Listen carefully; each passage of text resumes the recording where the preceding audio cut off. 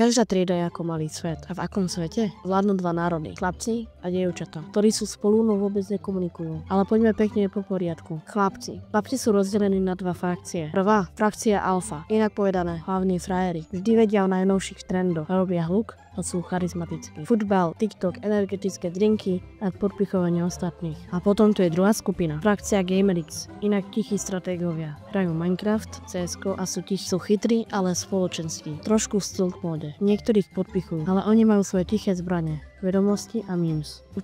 Dievčatá tiež tvoria dve tábory. A skupina je Pity, inak Instagram Queens. Konalé vlasy aj o 7 ráno. Kódovi mu rozumejú iba oni. Vždy má tušenie, ovládnu svet, alebo aspoň školu. Potom sú tu proroky, inak kreatívne duše, svoj svet, knihy, kreslenie, deep talky. Nie sú stredom pozornosti, ale bez nich by bola trieda nuda. Tiež občas čelia posmieškom, ale majú pevný kruh dôvery. Ale čo komunikácia medzi chlapcami a dievčatami? Neexistuje.